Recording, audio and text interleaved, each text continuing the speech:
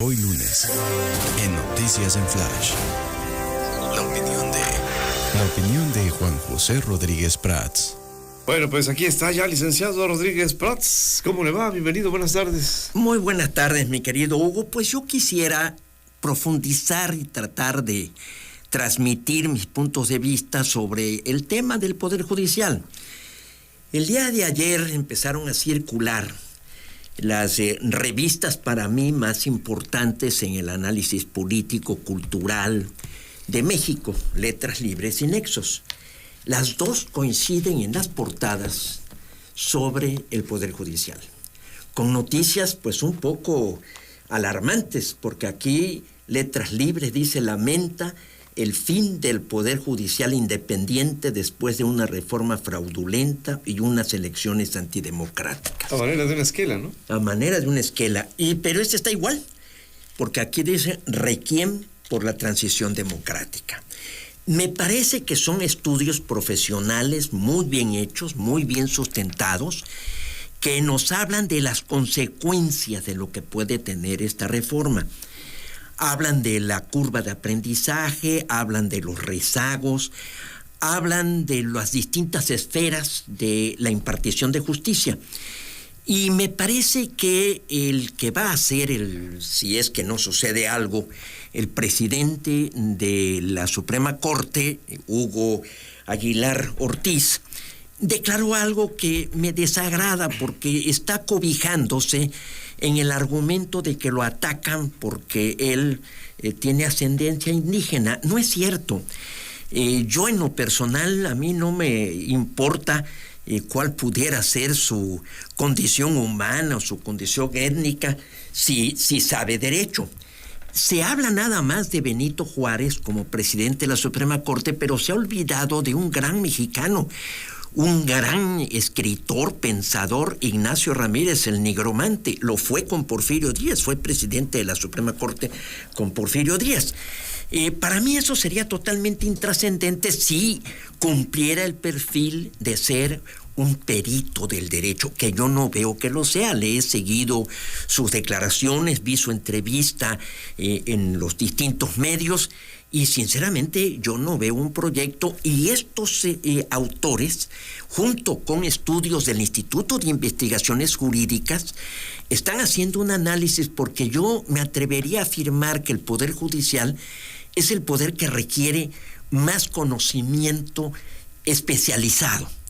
El Poder Ejecutivo también en las distintas áreas de la administración pública. El Poder Legislativo requiere más representatividad de la ciudadanía, esa vinculación, que un perfil parlamentario, aunque desde luego también es importante. Pero el Poder Judicial son peritos, y estamos viendo que la gente que salió electa no cumple ese requisito. Él dice que lo eligió el pueblo de México. Yo recuerdo, Hugo, este es un dato importante, que el 21 de marzo, en Oaxaca, la presidenta Sheinbaum dijo que se vería bien que el presidente de la Suprema Corte fuera alguien de condición indígena. O sea, prácticamente anunció su posible elección. Después tiene 6 millones de votos de una persona que no tenía nombre, que no era conocido. Entonces, ¿por qué esos 6 millones de votos? ¿Cómo se explica que se hayan depositado? Pues porque venía su nombre en los acordeones. Entonces, su ingreso es cuestionado, le falta legitimidad, es deshonesto, y yo creo que está diciendo algo que no es cierto, de que el pueblo de México lo eligió. Entonces, yo sí estoy muy preocupado, porque están hablando de una prácticamente muerte del Poder Judicial, y en realidad eso sería un fuerte golpe al Estado de Derecho. El segundo punto que me gustaría comentar es la distribución de recursos. Hoy hay noticias, por ejemplo, hay un artículo de Enrique Quintana que habla de la necesidad de una reforma fiscal integral por la escasez de recursos.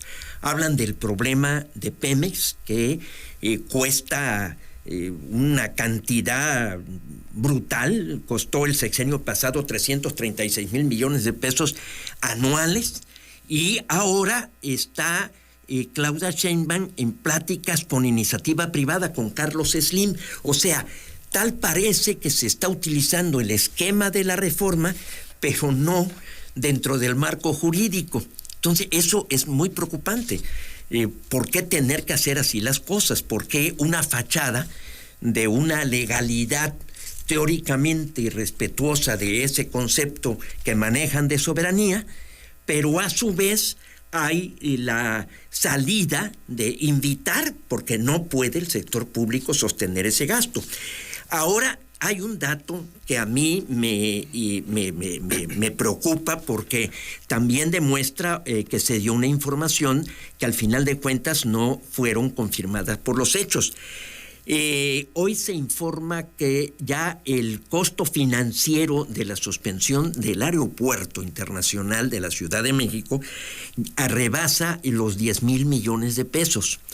El estudio que hizo la Auditoría Superior de la Federación, que fue un economista, Agustín Caso, que después ha tenido un juicio y una confrontación con el actual titular de la auditoría, con David Colmenares Páramo, había calculado 7,629, entonces son 10,000.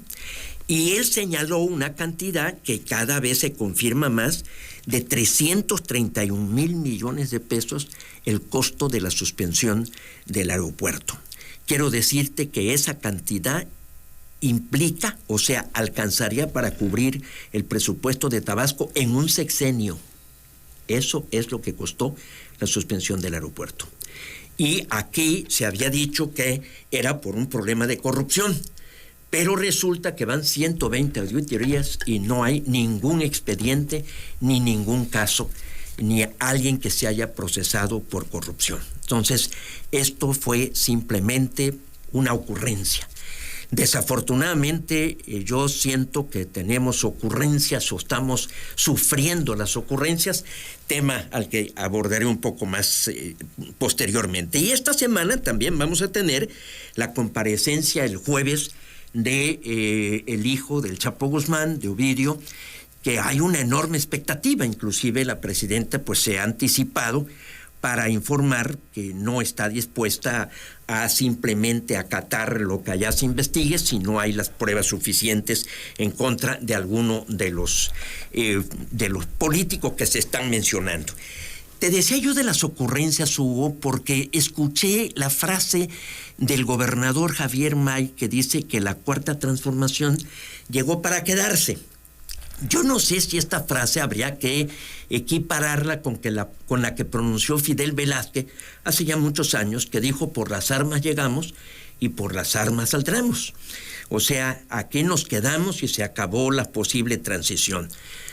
O sea, ahí yo interpretaría que él está utilizando la expresión Cuarta Transformación como el partido Morena. Me parece que más que un buen anhelo, me parece una amenaza. Ahora, si es un proyecto de gobierno, la Cuarta Transformación, a mí sí me gustaría, y lo digo con todo respeto y se lo solicito como ciudadano tabasqueño, que me pudiera explicar qué es la Cuarta Transformación, porque yo no entiendo. Lo de un segundo piso, pues me parece una figura muy desafortunada. Y por otra parte, las ocurrencias, porque yo no veo que haya un gobierno, e insisto con eso desde hace mucho tiempo, un gobierno con un proyecto. La ocurrencia del Museo Olmeca, la ocurrencia de cambiar el escudo de Tabasco. Que ahí le diría yo, no es del gobierno. De cualquier manera, pero son ocurrencias. Es no saber qué hacer desde el gobierno. Es no tener la actitud de asumir responsablemente el otorgamiento de servicios. El Estado está para otorgar servicios. Está otorgando adecuadamente los servicios en seguridad, en salud, en educación, porque si está cumpliendo con sus responsabilidades elementales, bueno, pues entonces está bien que incursione en otras áreas. Pero esto, por ejemplo, el no habitar en la quinta, estamos viendo las ocurrencias de las mañaneras, que para mí es una perdedera de tiempo, la ocurrencia de caminar por todo el estado o por todo el país de Claudia Sheinbaum. Esa no es su responsabilidad fundamental. Su responsabilidad es gobernar, y gobernar es analizar con los secretarios de Estado las políticas públicas, cómo se están desempeñando, cuál es su costo y cómo enfrentar los graves problemas que tiene encima tema, o sea, la relación con Estados Unidos. Por eso esta semana planteaba yo esas tres cuestiones. La cuestión del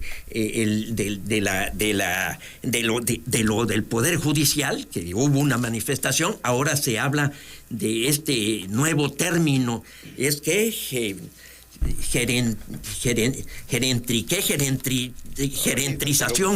gerentrización creo es, ¿no? Sí, gerentrización. Que hubo violencia, que hubo atropellos, que también gentrificación. Aquí lo tenemos. Gentrificación, perdón. Ya, son nuevos términos. ¿Qué es lo que decía un poco un economista, Schumpeter? Que la economía produce una destrucción creativa, porque al final de cuentas no es un fenómeno exclusivo de México, sino ciertas zonas que caen en su valor, pero que posteriormente viene una capacidad de recuperación porque incursionan, por ejemplo, como área comercial, y entonces quienes están ahí pues tienen que emigrar, y ahí es en donde se resisten y surge discursos xenofóbicos, surgen agresiones a los comercios, que me parece que es muy grave. O sea, insisto que las cosas pues están difíciles, y que pues tenemos que enfrentar estos problemas, pero hacerlo con la mayor seriedad, con el mayor profesionalismo. Ese sería mi comentario. Entonces, pues ahí lo vamos a dejar esta tarde. Sorpresivamente para usted. Sorpresivamente, porque ahora sí fuimos más breves que de costumbre. Bueno. Pero bueno, yo venía preparado para que me pero hicieran. Sustancioso. No, lo que pasa es que, a ver, ¿qué podemos, además de ese tema, decir de lo de ayer, que fue el informe? Ya me dijo, pues que... No, pues es que esa frase, yo sí quisiera, porque como que nos vamos en eslogans y en ideas. La cuarta transformación llegó para quedarse. Digo, yo sí le solicito, de acuerdo a la Constitución que me concede ese derecho, el artículo 8 de la Constitución, de que alguien me explique, si no quiere hacerlo él, en qué consiste la cuarta transformación. Ya aquí lo hemos dicho varias veces y no hay respuesta. Bueno, yo espero aprender de usted. Licenciado Rodríguez Prats, hasta la próxima semana. Muchísimas gracias, mi querido Hugo. Buenas tardes. Pues vámonos a la pausa, seguimos con ustedes.